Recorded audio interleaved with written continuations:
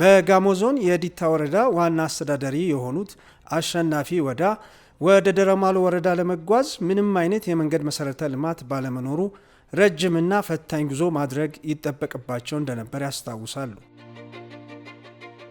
ይሄ መንገድ ከመሰራቱ በፊት ዋጫ ደረማሎ ለመሄድ ከዛዳ ከተማ ከዚህ አርባ ምንጭ ከአርባ ምንጭ ሶዶ ከሶዶ ዋጫ ኦልሞስት ከ6 ሰዓት በላይ ነበር የሚፈጀው ማለት ነው።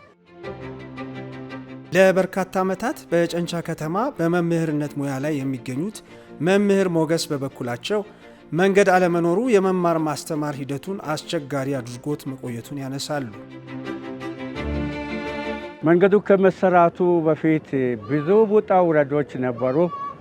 ባልተመቻቸ መንገድ ሴቶች ምጥ ሲያዙ በቃሬዛ ተሸክመን ነበር የምናመጣው ከገጠር ወደ መገኙ ትምህርት ቤቶች በእግር በጭቃ በዝናብ ጊዜም በፀሐይም በእግር ይሄድ ነበር ስናስተምር የቆየ ነው።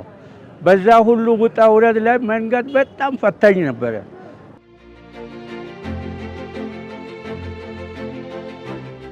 ዛሬ ላይ ግን ይሄ ችግር ታሪክ ሊሆን ተቃርቧል። መነሻውን ጎፋ ዞን ሞርካ አድርጎ እስከ ጨንቻ ድረስ የሚዘልቀው የሞርካ ጊርጫ ጨንቻ መንገድ ፕሮጀክት ወደ መጠናቀቁ ተቃርቧል። ይህ የመንገድ ፕሮጀክት እንደ አውሮፓውያን አቆጣጠር በ2019 በ1.9 ቢሊዮን ብር ነበር ግንባታው የተጀመረው።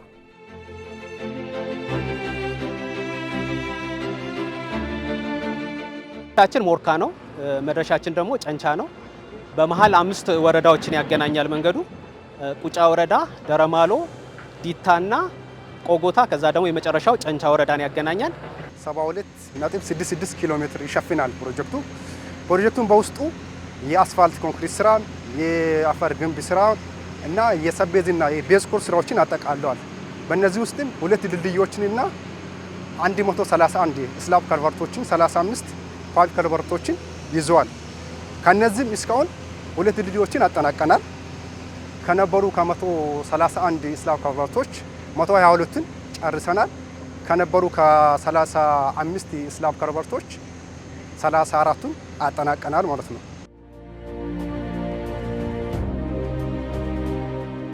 የአካባቢው አስቸጋሪ መልክዓ ምድራዊ አቀማመጥ ፈታኝ እንደሆነባቸው የሚያነሱት በቢዩሲጂ ስራ ተቋራጭ ቺፍ ኢንጂነሩ በዚህ ረገድ በኢትዮጵያ መንገዶች አስተዳደር እና በመስተዳድር አካላት ድጋፍ እንደሚደረግላቸው ተናግረዋል። ችግሩን ሊቀርፍ የሚችል አዲስ ቴክኖሎጂ እንደሚተገበርም ተጠቁሟል። This project is very difficult, especially from kilometer 39 up to 45. የአካባቢው የመሬት አቀማመጥ በተለይም ከኪሎሜትር 39 እስከ 45 ድረስ ያለው የግንባታው ክፍል በጣም አስቸጋሪ ነው። በዚህ ረገድ ከኢትዮጵያ መንገዶች አስተዳደርና የአካባቢው መስተዳደር አካላት በኩል በየጊዜው ስለሚደረግልን እገዛ ከልብ እናመሰግናለን። Strongly support this project. አንዱ እዚህ 39 ፕላስ 160 እስከ 45 ከ160 ያለው መሃል ውስጥ ሌላ አዲስ ቴክኖሎጂ ኢንትሮዱስ ተደርጎ ጂአርኤስ ማለት ጂኦግሪድ ሶይል ሬንፎርስድ ስሎፕ የሚባለውን እሱን ለመስራት ዝግጅት ላይ እንገኛለን። የመንገድ ፕሮጀክቱ አሁን ላይ 82 በመቶ የተጠናቀቀ ሲሆን የግንባታውን ቀሪ ዋና ዋና ስራዎች በዚህ ዓመት ለማጠናቀቅ አስፈላጊው ዝግጅት መደረጉ ተገልጿል።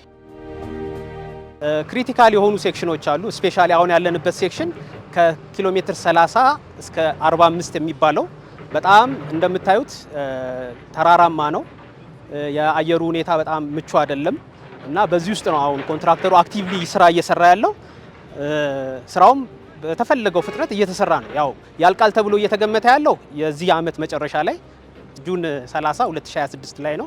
ኮንትራክተሩ በተቻለ ፍጥነት ባሉት ሪሶርሶች ስራውን እየሰራ ነው።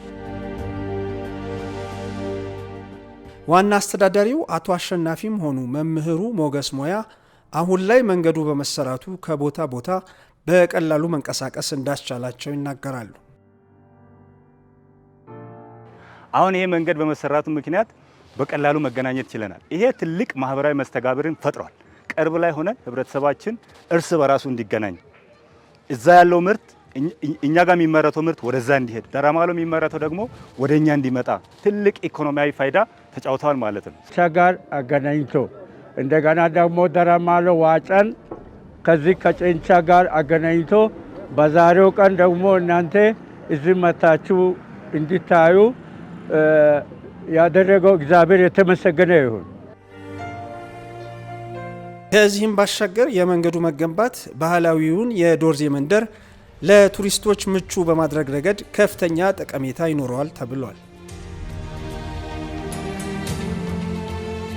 የዶርዜ መንደር አለ በቱሪዝም የሚታወቀው ማለት ነው እና ብዙ ጊዜ ቱሪስቶች ፍሰቱን በዛ ኤሪያ ላይ ይበዛል።